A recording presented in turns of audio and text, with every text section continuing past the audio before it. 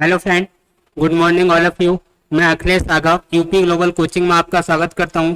Geography में जो हमारा टॉपिक चल रहा है उस टॉपिक में आज हम ब्रह्मपुत्र नदी तंत्र पर बात करने वाले हैं।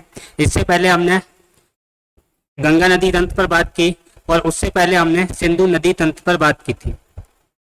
बुलंद हो हौसले तो मुट्ठी में हर मुकाम है, बुलंद हो हौसले तो मुट्ठी में हर मुकाम है, मुश्किलें और मुसीबतें तो जिंदगी में आम हैं, जिंदा हो तो ताकत रखो बाजुओं में तैरने की, जिंदा हो तो ताकत रखो बाजुओं में तैरने की, क्योंकि लहरों के साथ बहना तो लाशों का काम है, लाशों का काम है। आइए देखते हैं ब्रह्मपुत्र नदी।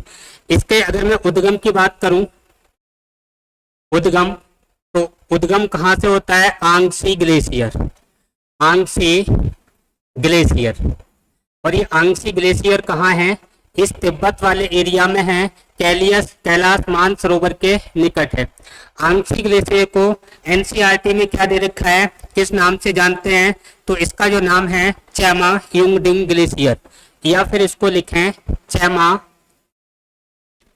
युंगडुंग ग्लेशियर, आंगसी ग्लेशियर या फिर चैमा युंगडुंग ग्लेशियर।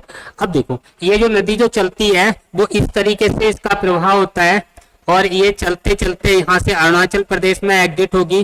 अरुणाचल प्रदेश से ये असम वाले एरिया में आएगी और असम से होते हुए कहाँ आएगी? बांग्लादेश, और बांग्लादेश से सीधी डेल्टा बनाती हुई कहाँ निकल जाएगी? बंगाल की खाड़ी में। जबकि दूसरी एक और नदी इसकी इधर से यहीं से निकलती है, उत्तराखंड से। कौन सी नदी आती है? गंगा। और गंगा कहाँ बहती है? तो गंगा ये इस तरीके से आएगी, उत्तराखंड से उत्तर प्रदेश, उत्तर प्रदेश से बिहार, बिहार से झारखंड, झारखंड से पश्चिम बंगाल, और पश्चिम बंगाल होती हुई किसमें मिल जाती है? ब्रह्मपुत्र नदी में। अब ये जो ब्रह्मपुत्र नदी है इसको अलग अलग नामों से अलग अलग देशों में जाना जाता है, अलग अलग राज्यों में भी अलग अलग नाम से जाना जाता है। तो ब्रह्मपुत्र नदी का अगर मैं प्रारंभिक नाम की बात करूं, या ये जो तिब्बत वाला एरिया है, इस तिब्बत में ब्रह्मपुत्र नदी को किस नाम से जानते हैं? तो आंसर क्या दोगे आप? सापो। इस तिब्बत में किस नाम से जानते हैं? सांपों के नाम से।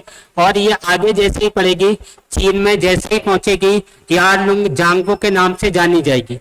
यारलुंग जांगबो किस नाम से जानी जाएगी? यारलुंग जांगबो के नाम से जानी जाएगी। ठीक है।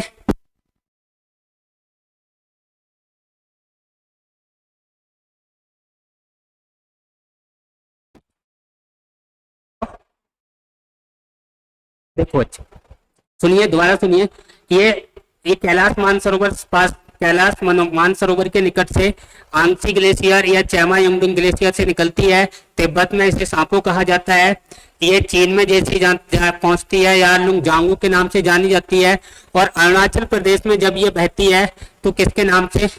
दिहांग के नाम से। और असम में जैसे ही आएगी ब्रह्मपुत्र के नाम से जानी जाएगी। बांग्लादेश में जैसे ही जाएगी जमुना के नाम से जानी जाती है। इनको मैं इधर लिख ले रहा हूं, ब्रह्मपुत्र के अन्य नाम। तो अन्य नाम की मैं बात करूं, एक तरफ देश का नाम तिब्बत, तो तिब्बत में किस नाम से जानी जाएगी? सांपो के नाम से। तिब्बत के बाद दूसरा देखें चीन, जब चीन में पहुंचती है तो यारलुंग जांगबो, यारलुंग जांगबो। इसके बाद जब ये अरुणाचल प्रदेश में प्रवेश करती है, अरुणाचल प्रदेश, तो अरुणाचल में ये किस नाम से जानी जाएगी? दिहांग के नाम से। किसके नाम से जानी जाएगी? दिहांग के नाम से। इसके बाद ये जब असम में आती है तो असम में किस नाम से जानी जाती है? ब्रह्मपुत्र के नाम से।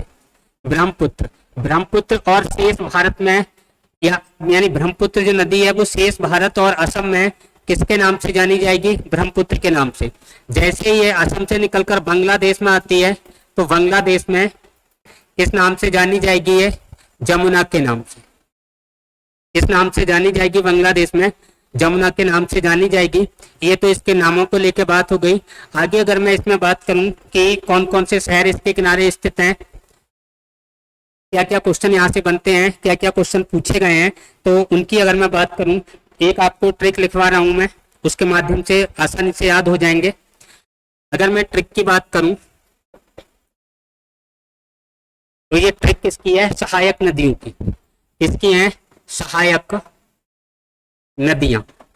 सहायक नदियां, इसकी सहायक नदियां ब्रह्मपुत्र की सहायक नदियां। अगर मैं ब्रह्मपुत्र की सहायक नदियों को बात करूं, सेसरी और तीस्ता की, सेसरी और सेसरी सेसरी और तीस्ता की सुबनश्री लो देवांग, सुबनश्री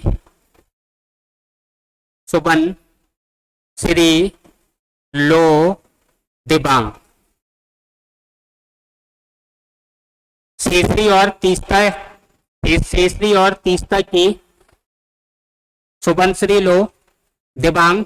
अगली लाइन है मानस और धनश्री, मानस और धनश्री की बूढ़ी हुई देहांग, बूढ़ी हुई देहांग। अब देखो ये जो ब्रह्मपुत्र की जो सहायक नदियां हैं, सहायक नदियां किसकी? ब्रह्मपुत्र की। इनके नाम देखिए आप कौन कौन से हैं। इन नामों को मैं दूसरे कलर से लिख दे रहा हूं। एक तो सेसरी, एक दूसरी तीस्ता, तीसरी सुबनश्री, और इस लो से आप लिख लो लोहित। कौन सी नदी? लोहित। देवांग, देवांग के बाद मानस नदी, इसके बाद धनश्री नदी, और ये है बुरही नदी,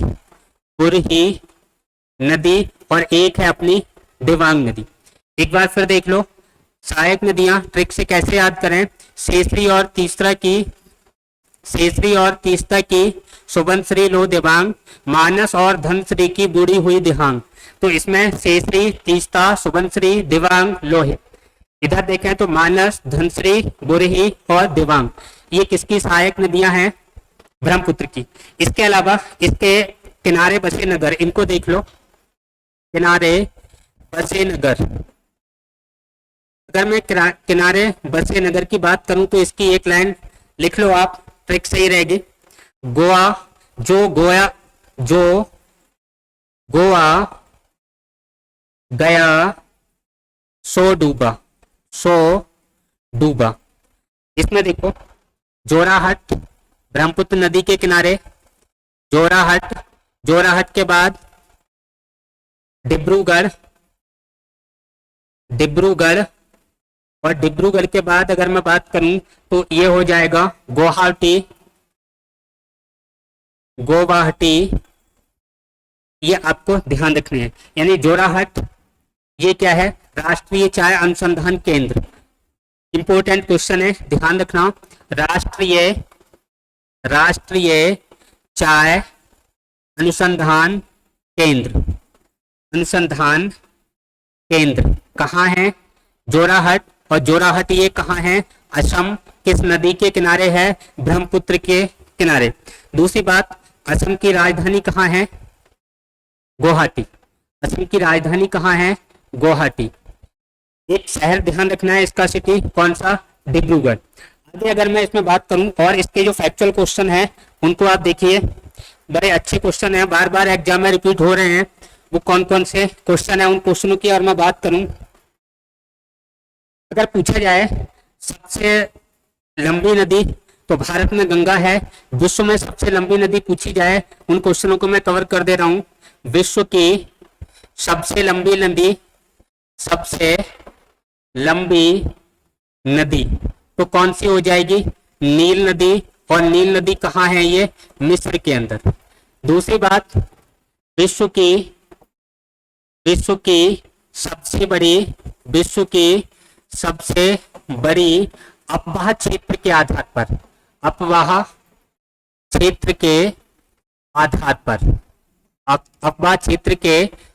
पर, यानी कि जो ज्यादा एरिया में बहती है, लंबाई ज्यादा नहीं है, चौड़ाई जिसकी ज्यादा है, अफवाह जिसका ज्यादा है, तो ऐसी नदी के लिए आंसर कौन सी है? अमेजन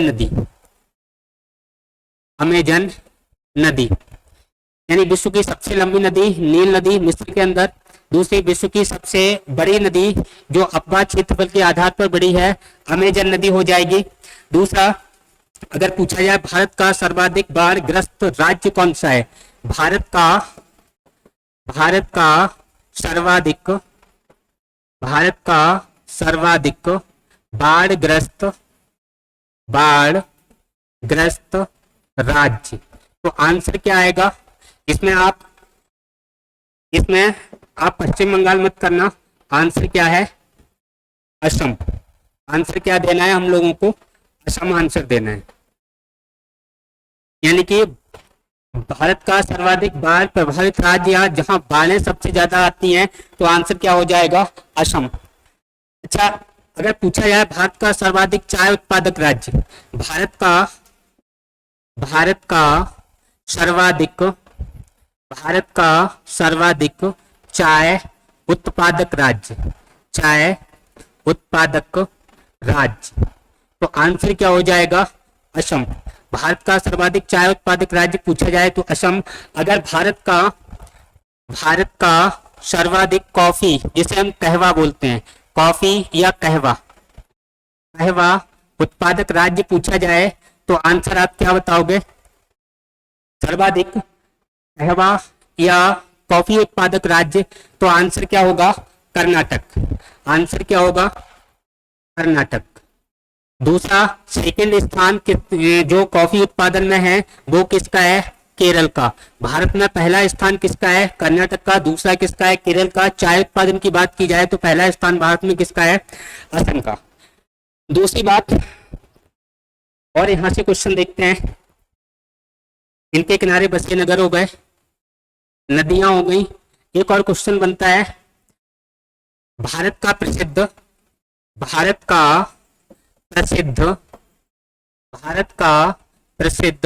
कामाख्या मंदिर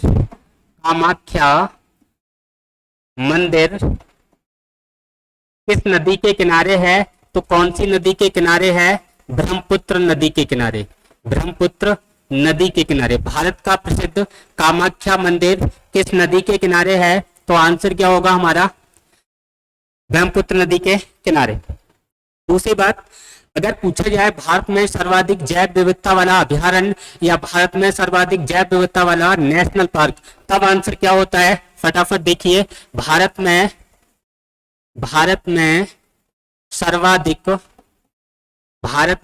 सर्वाधिक जैव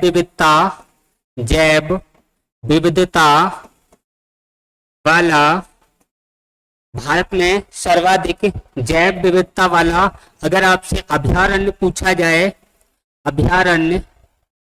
तो आंसर क्या देंगे? अभयारण्य कौन सा है? मानस। कौन सा है? मानस। और अगर आपसे मानस यानी सर्वाधिक जैव विविधता वाला भारत का जो अभयारण्य पूछा जाए तो मानस, और नेशनल पार्क पूछा जाए, राष्ट्रीय उद्यान पूछा जाए, तो राष्ट्रीय उद्यान हम किसको बताएंगे? राष्ट्रीय उद्यान। तो राष्ट्रीय उद्यान में आंसर क्या देंगे? काजीरंगा राष्ट्रीय उद्यान। काजीरंगा राष्ट्रीय उद्यान। ये क्वेश्चन कई बार पूछा गया है कि काजीरंगा राष्ट्रीय उद्यान कहाँ है या मानस राष्ट्रीय उद्यान कहाँ है। तो चाहे मानस की बात की जाए, चाहे काजीरंगा राष्ट्रीय उद्यान की बात की जाए, दोनों के दोनों कहाँ मिलेंगे? असम के अंदर मिलेंगे। दूसरी बात, इन दोनों को 1985 में यूनेस्को में शामिल कर लिया गया है। इन दोनों को 1985 में यूनेस्को में शामिल किया गया। यूनेस्को की अभी बात कर रहा हूं। यूनेस्को का मतलब क्या है, यानी ध्यान रखना, 1985 में इसे यूनेस्को में विश्व धरोहर के रूप में शामिल किया गया था। यूनेस्को देख लेते हैं क्या है ये। अगर मैं बात करूं यूनेस्को तो United Nation SNA nations educational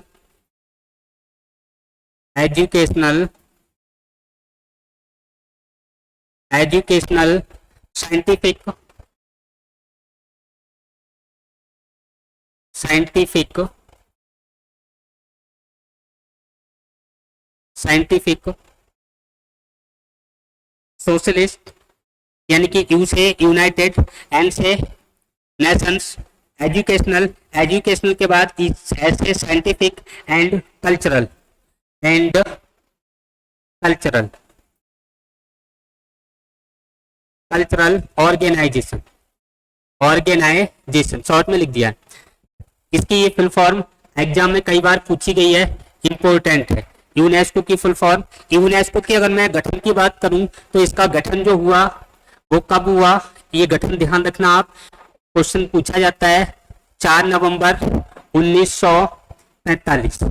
कब गठन हुआ? 1945। इस यूनेस्को में भारत कब शामिल हुआ? भारत कब शामिल हुआ?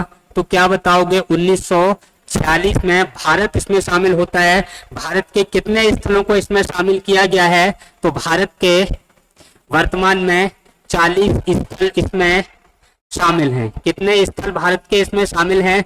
40 शामिल हैं। और जो 40वां है वो 40वां स्थल कौन सा है? क्या बताओगे भाई साहब? 40वां स्थल धौलावीरा, गुजरात का। धौलावीरा, धौलावीरा कहाँ का है? ये गुजरात का है। और ये धौलावीरा जो स्थल है ये हड़प्पा कालीन स्थल है, यानी हड़प्पा सभ्यता का स्थल है।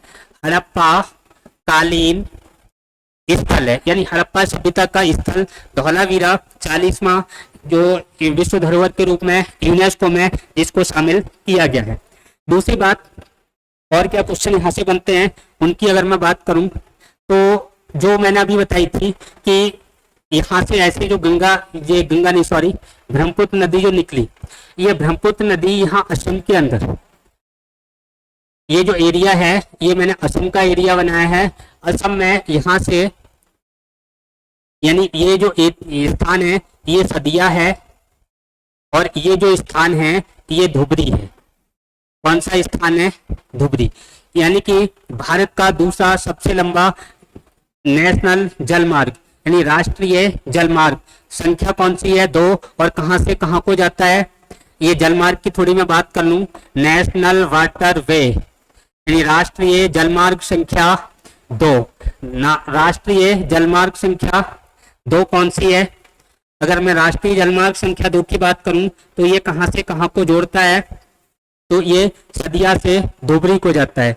ये नेशनल वाटरवे 2 ये सदिया से धुबरी को जोड़ता है, धुबरी को जोड़ता है, सदिया से धुबरी को। ये इसको पलट के लिखो ये थोड़ा,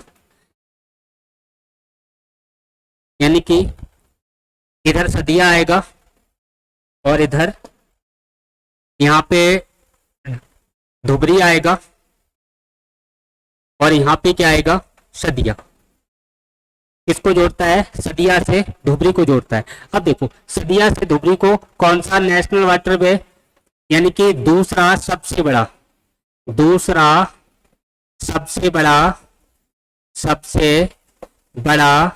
राष्ट्रीय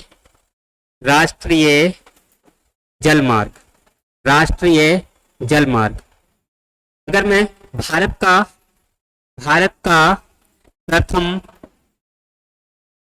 का प्रथम या भारत का सबसे बड़ा राष्ट्रीय जलमार्ग पूछा जाए, भारत का सबसे बड़ा राष्ट्रीय जलमार्ग, तब आंसर हमारा क्या होगा? NWW1 राष्ट्रीय जलमार्ग संख्या 1। ये भारत का सबसे बड़ा राष्ट्रीय जलमार्ग है। ये कहां से कहां को जाता है? यानी कि अच्छा नदी देख लो, ये सदिया से धुबरी या धुबरी से सदिया, ये राष्ट्रीय जलमार्ग जाता है। ये कौन सी नदी में है? ब्रह्मपुत्र नदी पर है, ब्रह्मपुत्र नदी पर।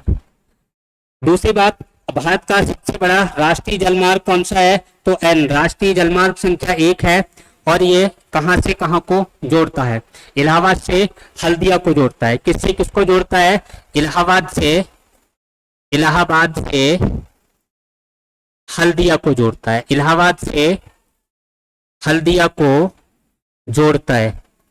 इसकी जो लंबाई है 1620 किलोमीटर है। और इलाहाबाद ये दो नदियों से होके जाता है। इलाहाबाद की बात करें तो शुरू होता है ये गंगा नदी से, और ये जो आपको हल्दिया मिलेगा ये कौन सी नदी में मिलेगा? हाँ, हल्दिया। ये हल्दिया आपको हुगली नदी में मिलेगा, हुगली नदी। यानी दो नदियों को जोड़ता है ये गंगा, और गंगा से हल्दिया पश्चिम बंगाल तक जाता है। इलाहाबाद उत्तर प्रदेश से पश्चिम बंगाल, हल्दिया पश्चिम बंगाल में है, और इलाहाबाद की बात करें तो उत्तर प्रदेश में है। इसके अलावा और कौन सी क्वेश्चन बनते हैं उनको देखिए। यहाँ पे जो दो नदियां आती हैं, एक नदी है अरुण नदी। ये जो अरुण नदी है, यहाँ से देखो क्या क्वेश्चन बनता है। यहाँ पे बात करूं मैं, दो पुलों की बात कर रहा हूं। एक तो बात करें ढोला सदिया पुल, ढोला सदिया पुल। ये भारत का सबसे बड़ा पुल था। इसका नाम आपको ध्यान रखना है, ढोला सदिया पुल। इसका नाम वर्तमान में बदल गया, और इसका नाम वर्तमान में क्या है? भूपेन हजारिका पुल। इसी को वर्तमान नाम इसका मैं बात करूं तो 2017 में इसका जो बनना शुरू हुआ था, उसके बाद इसका नाम बदल दिया गया और इसको कर दिया भूपेन हजारिका पुल। ये किससे किसको जोड़ता है? तो ये असम से अरुणाचल प्रदेश को जोड़ता है। किससे जोड़ता है? अरुणाचल प्रदेश को जोड़ता है। असम से अरुणाचल प्रदेश को जोड़ता है। ये ढोला सदिया पुल, अगर नदी पूछी जाए तो नदी कौन सी है? लोहित नदी पर है। कौन सी नदी पर बताओगे? लोहित नदी पर बताओगे। भूपेन हजारी कौन है? ये एक असम के प्रसिद्ध गायक हैं, असम के प्रसिद्ध गायक हैं, और इनके लिए भारत रत्न मिल चुका है। इनके लिए पद्म विभूषण मिल चुका है, पद्म विभूषण भी मिल चुका है। इनको पद्म श्री भी मिल चुका है, पद्म श्री भी मिला है। और इनके लिए दादा साहब फाल्के पुरस्कार भी मिला है, दादा साहब फाल्के पुरस्कार भी मिला है। इनको इतने सारे पुरस्कार मिले हैं, और इन्हीं के नाम पर एक स्टेडियम है, और वो स्टेडियम कौन सा है? भूपेन हजारिका स्टेडियम। पूछा जाए कहाँ है? असम, और असम में किस जगह है? गुवाहाटी। यानी कि इंपॉर्टेंट क्वेश्चन है, भूपेन हजारिका स्टेडियम कहाँ पर है? भूपेन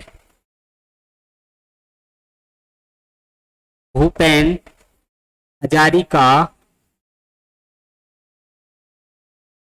स्टेडियम। अगर स्टेडियम पूछा जाए तो ये भूपेन हजारिका स्टेडियम असम के अंदर है, और कौन सी जगह है? गुवाहाटी में है। कहाँ पर है? गुवाहाटी के अंदर है। इसके अलावा और क्या क्वेश्चन बनते हैं उनको और देख लें। अभी इस टॉपिक को हम फिनिश करते हैं। इस टॉपिक को ज्यादा लंबा नहीं खींचेंगे, जो इंपॉर्टेंट बातें हैं वो बातें कोई नहीं छूटेंगी। इस बात से आप निश्चिंत रहें, मस्त रहें, स्वस्थ रहें, तंदुरुस्त रहें। इसके अलावा और जो क्वेश्चन यहाँ पे जो बचता है वो द्वीपों को लेके बचता है। उस द्वीप को मैं अभी क्लियर कर रहा हूँ। द्वीप देखिए, यानी कि जैसे ही ये असम नदी, ये ब्रह्मपुत्र नदी जैसे ही असम में आई, असम में ये जो आती है तो पहाड़ों से उतरकर ये मैदानी क्षेत्र में आती है, और मैदानी क्षेत्र में जब आएगी तो इसका जो बहाव है वो बहाव कम होता है, और ये जो नदी है ये इस तरीके से वितरिका के रूप में इस तरीके से बहने लगती है। यानी कहने का मतलब जो अपने साथ ये अवसाद लेके आई वो बीच में छोड़ने लगती है, और इन्होंने जो अवसाद छोड़े उसी से नदी द्वीपों का निर्माण हुआ। अगर आपसे पूछा जाए कि विश्व का सबसे बड़ा नदी द्वीप तो यहीं पर है, असम के अंदर है। ये जो एरिया मैंने बनाया है असम का बनाया है, और ये द्वीप जो बनाया है वो माजुली द्वीप है। ये माजुली द्वीप कहाँ है? असम में है, और इसकी विशेषता क्या है? विश्व का सबसे बड़ा नदी द्वीप। दूसरी बात, यानी विश्व का सबसे बड़ा द्वीप पूछा जाए तो आंसर ग्रीनलैंड होता है। विश्व के सबसे बड़ा नदी द्वीप पूछा जाए तो आंसर अपना माजुली होता है। दूसरी बात, ये जो 2017 में जो यहाँ के मुख्यमंत्री थे सर्बानंद सोनोवाल, जो सर्बानंद सोनोवाल थे, उन्होंने इस माजुली द्वीप को जिला घोषित कर दिया। तो ये भी क्वेश्चन बन सकता है कि भारत का ऐसा नदी द्वीप जो जिला घोषित हो चुका है, यानी विश्व का भी, भारत का तो एकमात्र है ही, विश्व का भी एकमात्र नदी द्वीप है जो जिला है, विश्व का सबसे बड़ा नदी द्वीप, या फिर यहाँ पे लिख दे रहा हूं नदी द्वीप जिला, नदी द्वीप जिला। तो आंसर क्या होगा? माजुली। आंसर क्या होगा? माजुली। कहां पर है ये? असम के अंदर है।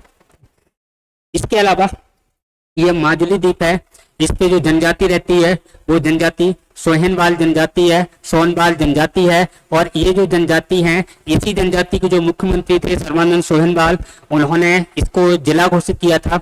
वर्तमान में असम के जो मुख्यमंत्री हैं उनका नाम क्या है? वर्तमान में असम के जो मुख्यमंत्री हैं उनका नाम क्या है? बताइए। हेमंत बिश्व शर्मा। क्या नाम है? हेमंत बिश्व शर्मा। दूसरी बात, इसमें दिखाता हूं अभी आपको। ये जो नदी जैसे ही आई, ये असम से आई बांग्लादेश में। असम से कहाँ आई? बांग्लादेश में। एक नदी इधर से आके रंगपुर में मिलती है, रंगपुर में। ये रंगपुर, ये जो एरिया जो मैं बात कर रहा हूँ, ये जो एरिया है बांग्लादेश का, एरिया कहाँ का है? बांग्लादेश का। और बांग्लादेश में रंगपुर में जो नदी मिलती है, इस नदी का नाम क्या है? तीस्ता नदी। तीस्ता नदी। दूसरी बात, एक नदी इधर से आके मिलती है, और ये नदी भारत में देखें तो गंगा है, और यहाँ पे देखें तो ये पद्मा है। कौन सी नदी है? पद्मा। और पद्मा, ये जो नदी जिस स्थान पे मिलती है वो स्थान है बांग्लादेश में चांदीपुर। कौन सा स्थान है? चांदीपुर। इसके अलावा बांग्लादेश में ही एक नदी इधर से आके मिलती है, इस नदी को थोड़ा ध्यान रखना। इधर से जो नदी आएगी और वो यहाँ आके मिल जाएगी, और ये डेल्टा बनाती हुई बंगाल की खाड़ी में चली जाती है। ये नदी कौन सी है? मेघना। कौन सी नदी है? मेघना। मेघना नदी निकलती कहाँ से है? मणिपुर से। कहाँ से निकलती है? मणिपुर से। और मणिपुर में इसमें यहाँ पर एक बांध बनाया गया है। वेरी इंपॉर्टेंट क्वेश्चन है, टेट सी टेट ईपी टेट में कई बार पूछा जा चुका है। और क्वेश्चन क्या है यहाँ पे? मणिपुर में जो बांध बना, यानी क्वेश्चन ये पूछा गया है तिपाई मुख बांध किस राज्य में है? तो मणिपुर बताना है। कौन सी नदी पर है? तो कौन सी नदी? बराक नदी पर है। मेघना तो इसका बांध का नाम होता है, इसका स्टार्टिंग का नाम मेघना है, वो बराक नदी। बराक नदी, यानी बराक नदी पर आपको बताना है। बाद में इसका नाम, ये जो बांग्लादेश में आएगी तो ये मेघना के नाम से जानी जाएगी, जैसे गंगा पद्मा के नाम से जानी गई। और ये जो ब्रह्मपुत्र थी, ब्रह्मपुत्र, ब्रह्मपुत्र किस नाम से जानी गई? बांग्लादेश में आने के बाद जमुना के नाम से। किस नाम से? जमुना के नाम से। ये जो तीस्ता मैंने लिखी है, ये तीस्ता नदी किस में आके मिलती है? ब्रह्मपुत्र नदी में। दूसरी बात, ये बराक नदी है, ये जब बांग्लादेश में आएगी तो ये अभी जो मैंने लिखा मेघना, मेघना के नाम से जानी जाती है। और मेघना, मेघना, पद्मा, जमुना, ये तीनों मिलकर विश्व का सबसे बड़ा डेल्टा का निर्माण करती हैं। यहाँ पे जो बनाती हैं, ये विश्व का पूछा जाता है, क्वेश्चन इंपोर्टेंट है, ध्यान रखना। विश्व का सबसे बड़ा डेल्टा कौन सी नदियां बनाती हैं? पद्मा और जमुना। कौन सा है? सुंदरवन का डेल्टा। कौन सा है? सुंदरवन का डेल्टा। इस क्वेश्चन को ध्यान रखना। कौन सा है? डेल्टा। डेल्टा का मतलब ये जो ऐसी आकृति, ट्रायंगल के रूप में जो आकृति होती है, इसी को क्या कहा जाता है? डेल्टा कहा जाता है। जहाँ पानी का बहाव कम होता है, स्पीड कम होती है, वहां ये अवसादों को छोड़ने लगती है।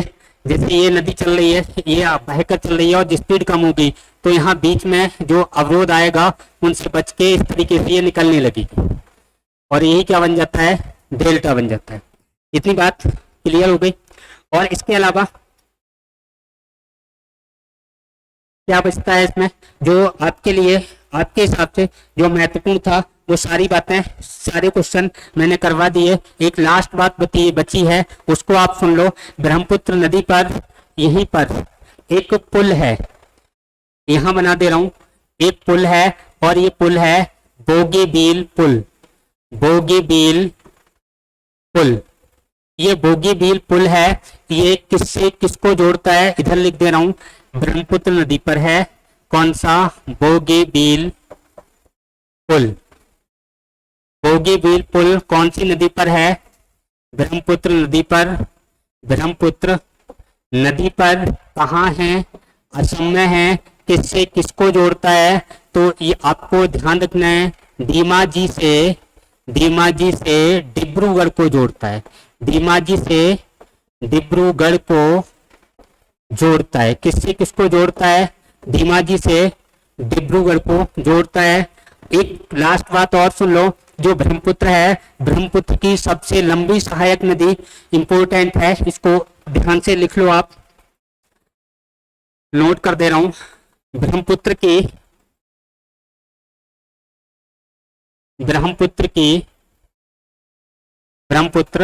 नदी की सबसे लंबी सहायक नदी, तो आंसर क्या होगा?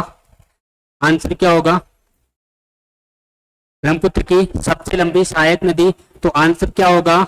सुबनसिरी नदी।